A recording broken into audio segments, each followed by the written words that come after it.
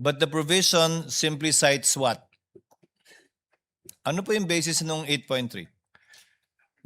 Jurisprudence po, Your Honor. Hindi lang jurisprudence, hindi ba? Kino-quote ng jurisprudence ng Martinez ang Article 217 ng Revised Penal Code for malversation. If you read Martinez, that's the jurisprudence cited by 8.3. Hindi ko na po maalala yung Martinez case po. Yun po yung nakalagay na kaso sa ilalim ng 8.3 na sinasite nyo po mula nung simula pa kayo magtestigo. Paano po pag inapila sa Korte Suprema? Ang basis naman po nung, ang ground naman po nung petition for certiorari is a grave abuse of discretion. So?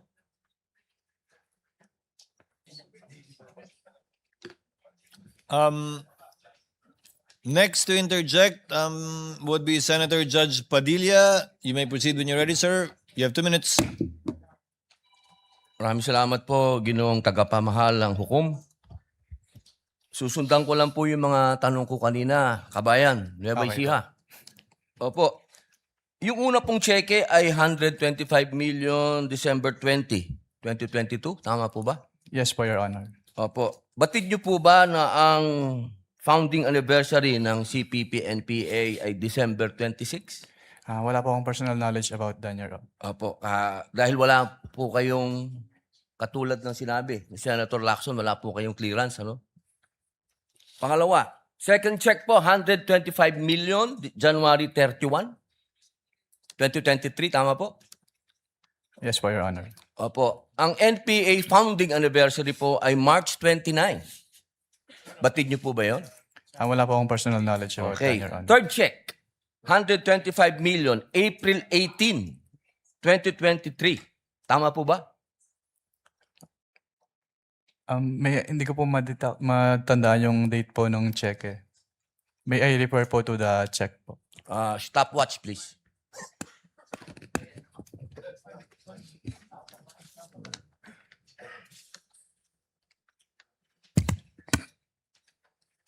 April 18, 2023 po, yung 125 million.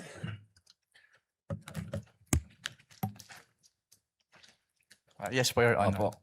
Ang 50th po, golden anniversary ng NDF, National Democratic Front, ay April 24. Kaya ko po nabanggit lahat to. Ito pong mga dates na to, nung December 26, March 29, April 24, lahat po ito, walang nangyaring attack.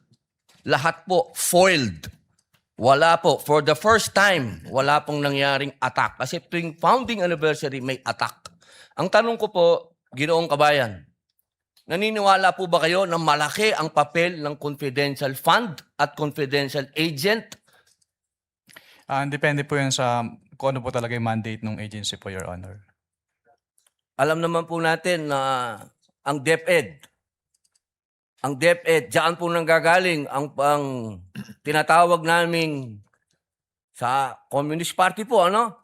Meron po kasing pangkat gerilya, ang pangkat politikal. Yung pangkat politikal, yan po yung mga estudyante na nanggagaling sa universidad. Sang-ayon po ba kayo doon? I cannot answer that po, Your Honor. Okay, dahil wala nga po pala kayong clearance. Maraming salamat po.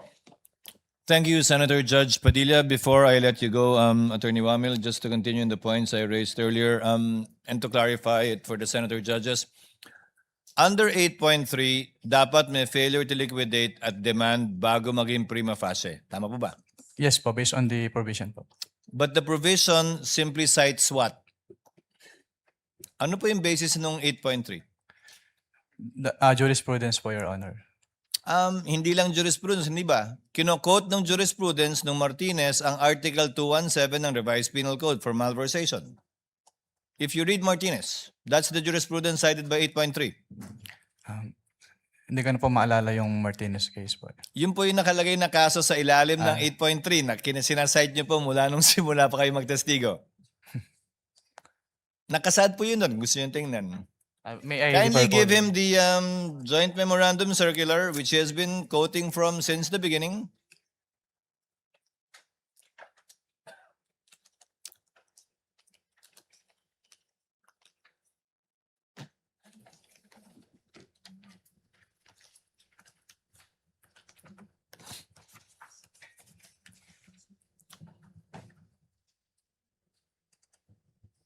Based on this provision po, yes po, Your Honor.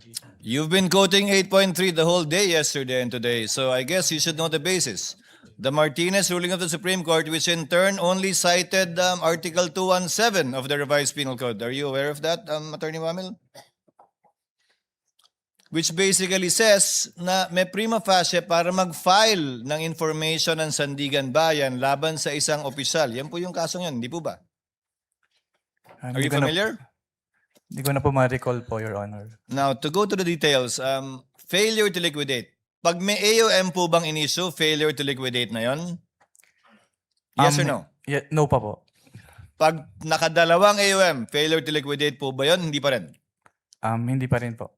Pangatlo hanggang panglimang AOM na kulang pa rin yung sinasubmit, may failure to liquidate na po ba? Wala pa rin. Wala pa rin po. Pag nag-notice of suspension, may failure to liquidate na po ba?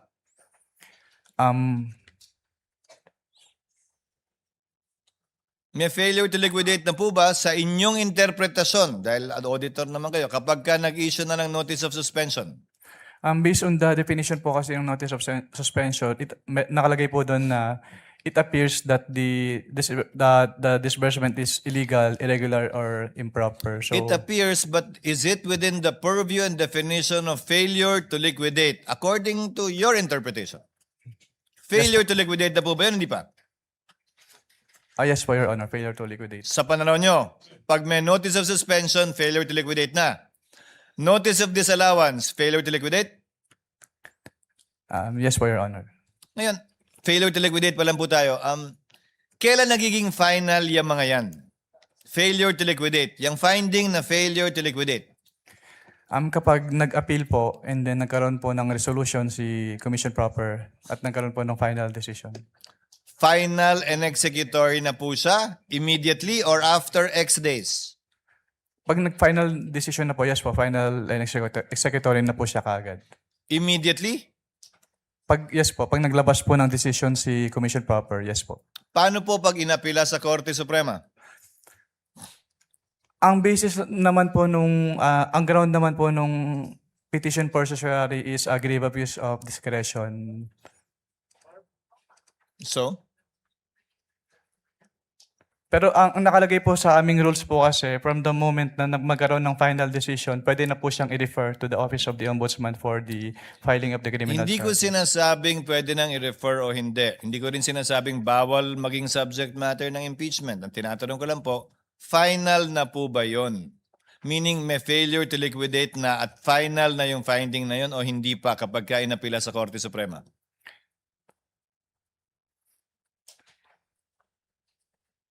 As a lawyer, Attorney Wamil, come on po.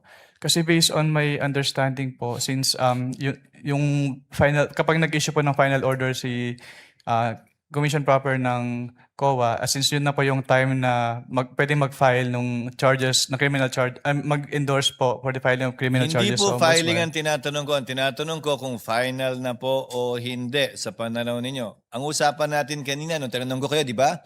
Yes po. Executory siya, maliban na lang kung may TRO, pero hindi Yes, po. pa final yung decision. Yes po, Your Honor. Pero tama ka, pwede mag-file dahil ang requirement lamang naman para mag-file ay prima facie. Yes Diba? po, Your Honor. Yun nga yung sinasite yung kaso sa Martinez. Yes po. At kaugnay naman po ng demand, ang AUM ba may demand? Yes po, since nire-require po yung agency to comply, to submit. Yung po ba yung sinasabing demand sa 8.3? Mag-comply o magbayad? Hindi po ba ang requirement ng 8.3 ay mag-restitute na, hindi mag-comply? Ang nakalagay po kasi dito, liquidate po. So yung submission po ng liquidation requirements. Nakalagay po ay failure to liquidate is prima facie. Failure to liquidate and upon due demand is prima facie. Di ba? Yes po, Your Honor. May demand ka ba sa AUM mo? Yes po. Saan nakalagay dun? Saan po nakalagay sa AUM yung demand?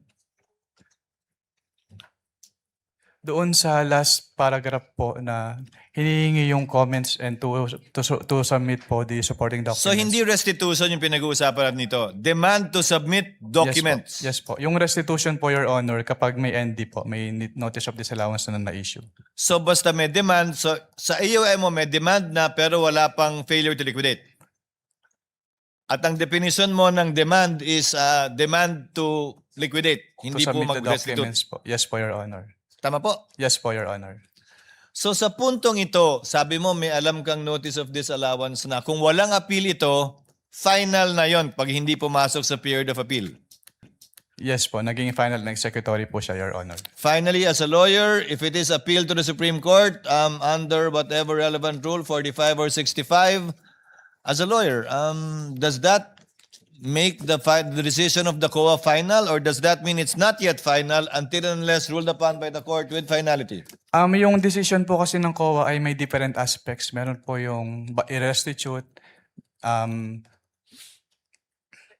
kung i-endorse po dun sa ombudsman for filing of criminal charges and admin. Yung obligation to restitute po kasi kapag naging final na po, on the level pa lang po ng COA, ay dapat na po siyang bayaran. Even if there is a pending petition with the Supreme Court, hindi po siya may stay unless may TRO po. Unless nga may TRO. Yes po, Your Honor. Thank you, Attorney Wamil.